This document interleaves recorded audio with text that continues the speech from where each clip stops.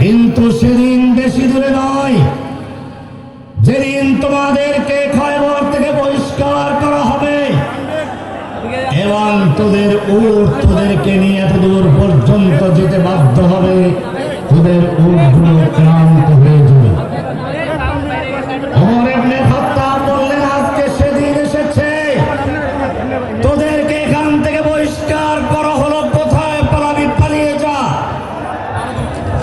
যে ইহুদি কাল পর্যন্ত মুসলিমদের কৃষিকাজ করত, মুসলিমদের শ্রমিকের কাজ করত, সেই ইহুদিরা আজকে মুসলমানদেরকে পাইকারি দরে হত্যা করে যাচ্ছে। কেন? আল্লাহর নবী সাল্লাল্লাহু আলাইহি ওয়াসাল্লাম ভবিষ্যদ্বাণী করেছেন, ইউশিকু আন ইয়াতাদাআল উমাম, অচিরে এমন একটি মুহূর্ত আসবে যখন বিশ্বের কাফের, মুশরিক, ইহুদি, খ্রিস্টানগুলো ঐক্যবদ্ধ হয়ে একে অপরকে আহ্বান জানাবে, আসুন আমরা ঐক্যবদ্ধ হয়ে মুসলিম উম্মাহকে হত্যা করে ধ্বংস করবে। যেভাবে খাবারের দস্তরখান বিছিয়ে খাবার তৈরি করে মেহমানদেরকে ডাকা হয়। সাহাবায়ে কেরাম প্রশ্ন করলেন, ইয়া রাসূলুল্লাহ, আমরা মাত্র 1-1.5 লাখ সাহাবী, আমাদের ভয়েতে গোটা দুনিয়া থরথর করে কাঁপে, আর তখন মুসলিমদের ধ্বংস করার জন্য কাফের শক্তিগুলো একে অপরকে আহ্বান করবে, এত সাহস কোত্থেকে পাবে? তখন কি মুসলিমরা একেবারেই কমে যাবে? আল্লাহর নবী সাল্লাল্লাহু আলাইহি ওয়াসাল্লাম সেদিন বলেছিলেন যে না, তখন মুসলিমদের সংখ্যা এর চেয়ে কোটি কোটি গুণ বেশি হবে। কিন্তু জেনে রাখো, তখন মুসলিমদের অবস্থা হবে গোসাউন কা গোসা ইসরাইল। তুফানের সময়, পানি বন্যার সময় পানির উপরে ভাসমান খড়কুটা, কচুরি পাতা, ময়লা আবর্জনার যে অবস্থা হয় সেরকম হবে।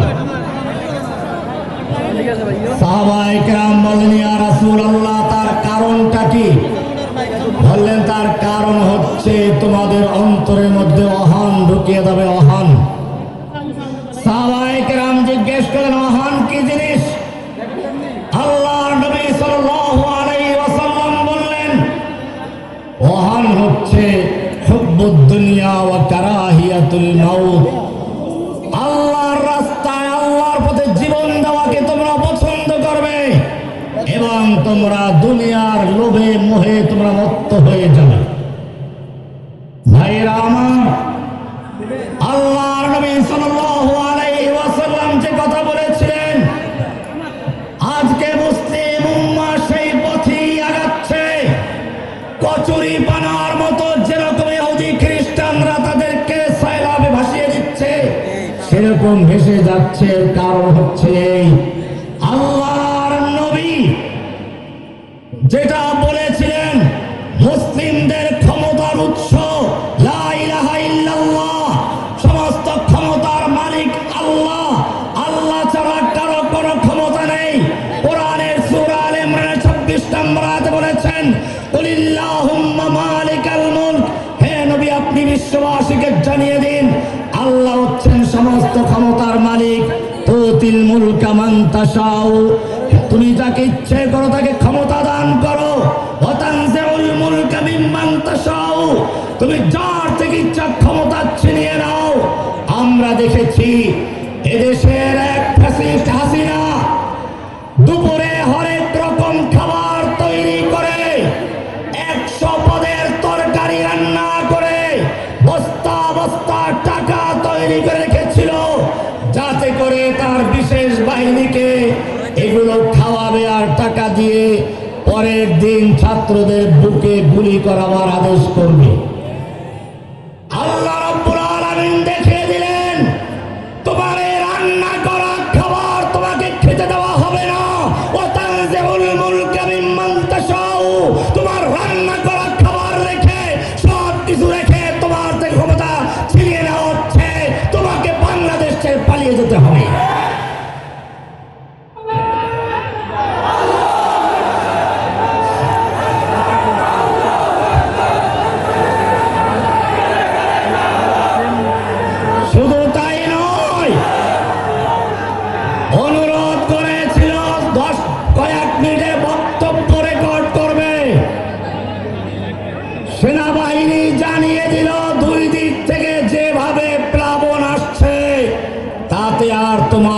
বক্তব্য দেওয়ার কোনো সুযোগ নেই। তুমি যদি বক্তব্য দিতে যাও ৪৫ মিনিটের মধ্যে দুই দিক থেকে আল্লাহর গজব হয়ে আবাবিল পাখি এসে তোমাকে ফিরে ফিরে কুত্তার মতো কিনে ফেলবে। তুমি সারা জীবন আলেম ওলামাদের কণ্ঠরোধ করেছ, তাফসীর মাহফিল গুলো বন্ধ করেছ, ওলামায়ে কেরামদের বন্দী করেছ, আল্লামা সাঈদী সাহেবকে গ্রেফতার করে কারাবন্দী করে তিলে তিলে তাকে হত্যা করেছ। আমাকেও দীর্ঘদিন কারাবন্দী করে হাতে হ্যান্ডকাপ লাগিয়ে মাথায় হেলমেট পরিয়ে গায়ে বুলেট প্রুফ জ্যাকেট লাগিয়ে পায়ে ডান্ডা বেরি লাগিয়ে এরকম ভাবে আমাকে 11 বছর 16 দিন পর্যন্ত কারাগারে নির্জন কারাবাসে বন্দী করা হয়েছিল। আমি আপনাদের বলতে চাই, আমি দেখেছি সে অবস্থায়ও আল্লাহ সুবহানাহু ওয়া তাআলা আমাদের ইজ্জত দিয়েছেন, সম্মান দিয়েছেন। মানুষ সুযোগ পেলে হাত মেলাবার চেষ্টা করেছে, পকেটে টাকা পয়সা হাতিয়ে দেওয়ার চেষ্টা করেছে, কিন্তু আপনারা দেখেছেন আমাদেরকে যারা কারাবন্দী করেছিল আজকে যখন তারাও সেই কারাগারে বন্দী হয়েছে, তাদের মাথায় হেলমেট উঠেছে, তাদের গায়ে বুলেট প্রুফ জ্যাকেট লেগেছে। এবারে জনগণ তাদের সঙ্গে মুসাফা করতে নয়, প্রচার টিম দিয়ে আর ছেঁড়া জুতা দিয়ে তাদেরকে স্বাগত জানায়।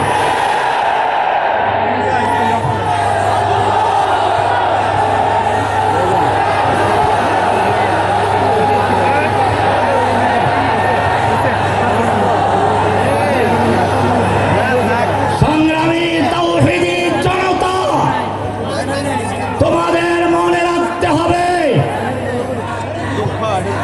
মুসলিমদের মূল শক্তি হচ্ছে ঐক্যবদ্ধ থাকা।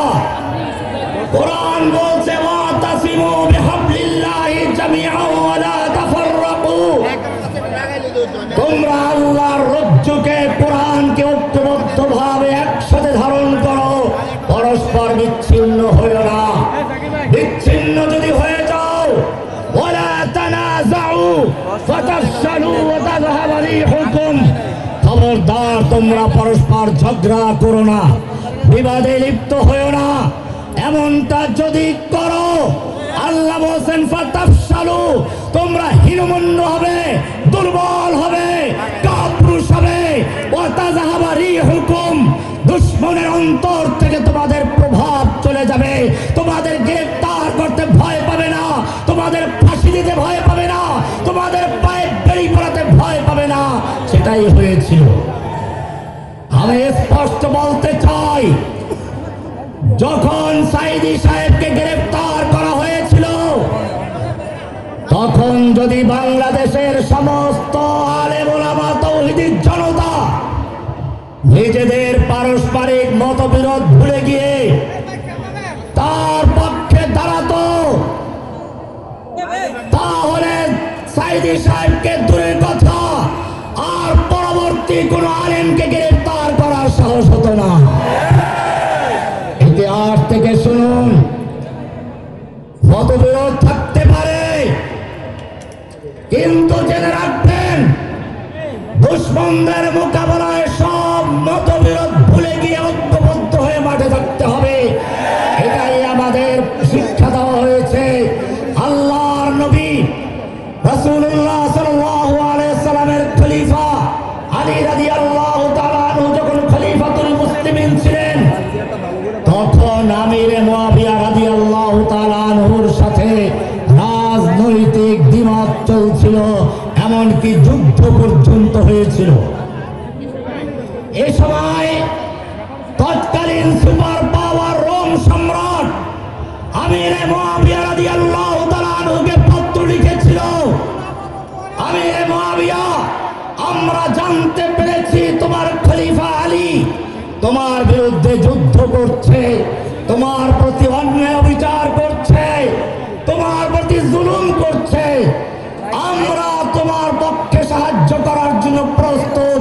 যদি তুমি চাও তাহলে রোম সম্রাট তার পূর্ণ সামরিক শক্তি দিয়ে তোমার পাশে দাঁড়াতে প্রস্তুত। আর ওমর হযরতে আমির মুআবিয়া রাদিয়াল্লাহু তাআলা আনহু তখন কি বলেছিলেন? এটাই তোমাদের আমাদের জন্য শিক্ষা। আমির মুআবিয়া রাদিয়াল্লাহু তাআলা বলেছিলেন, ইয়া কালবার রোম, ও হে রোমের কুকুর, আমার খলিফা আলীর সঙ্গে যুদ্ধ হচ্ছে। এই সুযোগ নিয়ে যদি মুসলিম ভূখণ্ডের দিকে একটা কদম বাড়াতে চাও, মুসলিম উম্মাহকে দখল করার চক্রান্ত করো, জেনে রাখবে আলীর পক্ষে যুদ্ধ করতে গিয়ে সর্বপ্রথম যেই লোকটা জীবন দিবে সেই লোকটা আর কেউ নয়, সে লোকটা হচ্ছে আমির মুআবিয়া রাদিয়াল্লাহু তাআলা আনহু। আমির মুআবিয়া রাদিয়াল্লাহু তাআলা আনহু এক হুঙ্কারে রোম সম্রাট বুঝতে পারলো মুসলিম উম্মার বিরুদ্ধে কোনো চক্রান্ত কাজে লাগবে না। ঠিক তেমনি ভাবে আমি বলতে চাই, যখন সাইদি সাহেবকে গ্রেফতার করা হয়েছিল তখন যদি এদেশের তাওহীদি জনতা তৎকালীন জালেম ফ্যাসিস্ট হাসিনাকে জানিয়ে দিত, ওহে জালিম, জেনে রাখবি সাইদি সাহেবের সঙ্গে রাজনৈতিকভাবে দ্বিমত থাকতেই পারে, আমাদের মুসলিম দলগুলোর মধ্যে বিভিন্ন মতভেদ থাকতে পারে, কিন্তু জেনে রাখবি আমাদের একজন আলেমের উপরে যদি করে হামলা হয়, আমরা সকলে ঐক্যবদ্ধ হয়ে তার পক্ষে বুকের তাজা রক্ত ঢেলে দেওয়ার জন্য প্রস্তুত।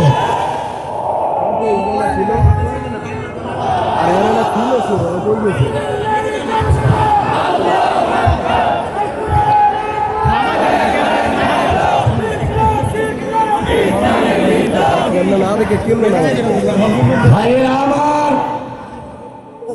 মনে রাখতে হবে আল্লাহর নবী সাল্লাল্লাহু আলাইহি ওয়াসাল্লাম নিজে যুদ্ধ করেছেন, উহুদের যুদ্ধ চলছে। এই সময় এক যুবক এসে বলছে, ইয়া রাসূলুল্লাহ, এ আমার যৌবন, এ আমার শক্তি, আমার তারুণ্য, এ আমার সুন্দর চেহারা, আমি যদি আল্লাহর রাস্তায় যুদ্ধ করতে করতে শহীদ হয়ে যাই, আমার জন্য কি পুরস্কার রয়েছে? আল্লাহর নবী সাল্লাল্লাহু আলাইহি ওয়াসাল্লাম বললেন, তোমার জন্য জান্নাত রয়েছে। যুবক বলল, বাহ, কি সুন্দর সুসংবাদ। যুদ্ধ করার জন্য একটু শক্তির তো প্রয়োজন। উনি কয়েকটা খেজুর বের করে খেলেন, বাকি খেজুরগুলো ছুঁড়ে মারলেন আর বললেন, এতগুলো খেজুর খেতে গেলে আমার জান্নাতে যেতে অনেক দেরি হয়ে যাবে। যুদ্ধ করতে করতে দুশমনদের ভিড়ের ভিতরে ঢুকে পড়লেন, যেদিকে যাচ্ছেন কেবল লাশের স্তূপ করে দিচ্ছেন।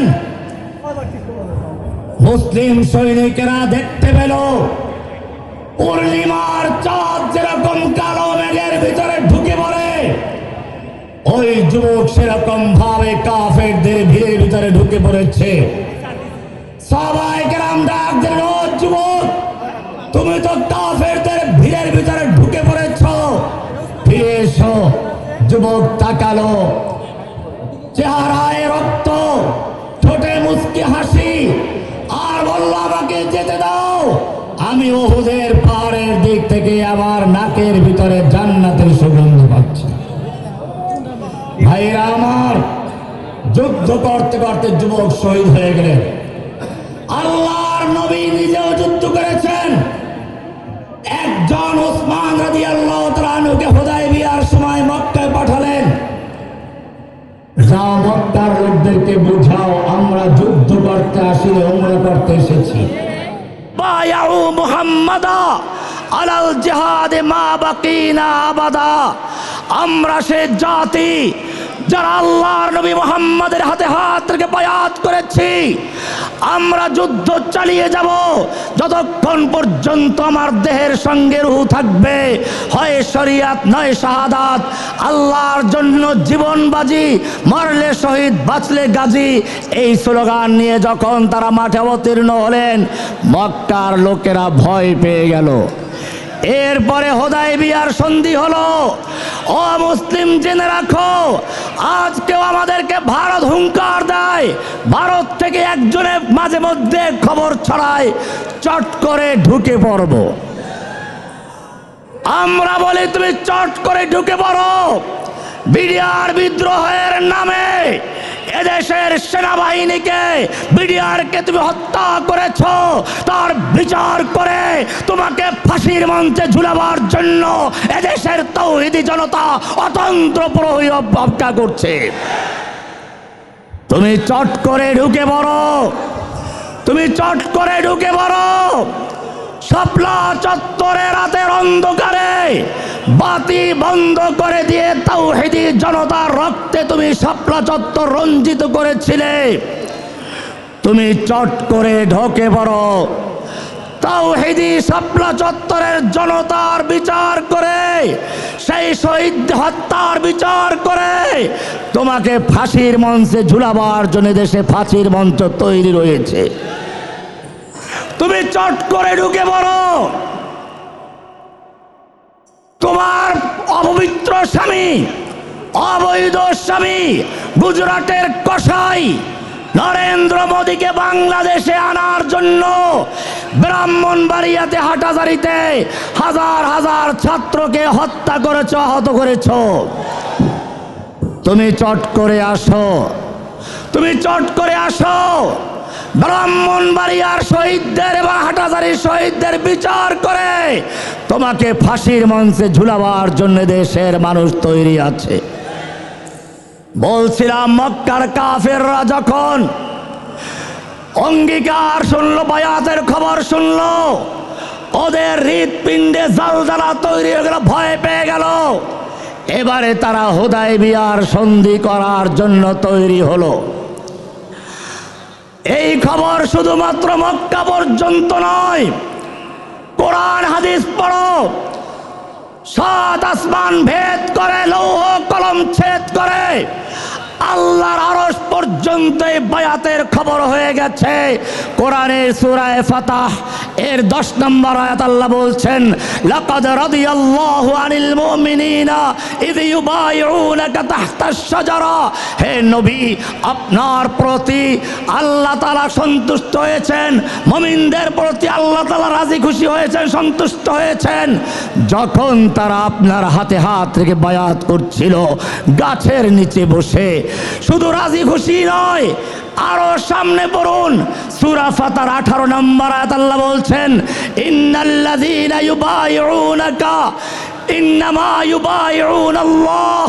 হে নবী, যারা আপনার হাতে হাত রেখে বায়াত করেছে তারা আপনার হাতে হাত রেখে বায়াত করে নাই, বরং স্বয়ং আল্লাহর হাতে হাত রেখে বায়াত করেছে। ইয়াদুল্লাহি ফাওকা আইদিহিম, তাদের হাতের উপরে স্বয়ং আল্লাহর হাত ছিল। আমি আপনাদের বলতে চাই, একজন ওসমান হত্যার খবর পেয়ে আল্লাহর নবী সেদিন নিজের জীবন উৎসর্গ করেছিলেন, যুদ্ধের জন্য বায়াত নিয়েছিলেন। আমি তোমাদের জিজ্ঞেস করতে চাই, আজকে হাজার হাজার ওসমান বাংলাদেশের কারাগারে, এমনকি সাইদি সাহেব থেকে শুরু করে জসিমউদ্দিন রহমানি পর্যন্ত হাজার হাজার আলেমকে জেলে বন্দি করা হয়েছে, অনেককে ফাঁসি দেওয়া হয়েছে, অনেককে নির্মম অত্যাচার করে ধুকে ধুকে মারা হয়েছে, গুম করা হয়েছে, খুন করা হয়েছে। এমনিভাবে বিশ্বের বিভিন্ন প্রান্তে মানুষদেরকে অত্যাচার করা হচ্ছে, মুমিনদের হত্যা করা হচ্ছে। কোরআনের ভাষায় আহ্বান জানানো হচ্ছে, ওমা লাকুম লা তুকাতিলুনা ফি সাবিলিল্লাহ। আল্লাহ বলছেন, ও হে যুবকেরা, তোমাদের কি হলো? তোমরা লড়াই করছো না, আল্লাহর পথে যুদ্ধ করছো না, অথচ ওয়াল মুস্তাদাফিনা মিনার রিজালি ওয়ান নিসাই ওয়াল বিলদান, অসহায় শিশু, নারী, পুরুষ, ফরিয়াদ করে বলছে, রব্বানা আখরিজনা মিন হাযিহিল ক্বরিয়াতিজ যালিমি আহলুহা। হে আমাদের রব, তুমি আমাদেরকে জালিম অধ্যুষিত জনপদ থেকে রক্ষা করো, তুমি আমাদেরকে জালিমদের হাত থেকে বাঁচাও। ওয়াজআল লানা মিন লাদুনকা ওয়ালিয়্যা, তুমি আমাদের জন্য পাঠাও ওলি, তুমি আমাদের জন্য পাও সাহায্যকারী। ও আমার যুবকেরা, আমি জিজ্ঞেস করতে চাই, আজকে সারা দুনিয়ার মজলুমদের বাঁচানোর জন্য, কারাবন্দী আলেমদের মুক্তির জন্য, কারাবন্দী ভাইদের মুক্তির জন্য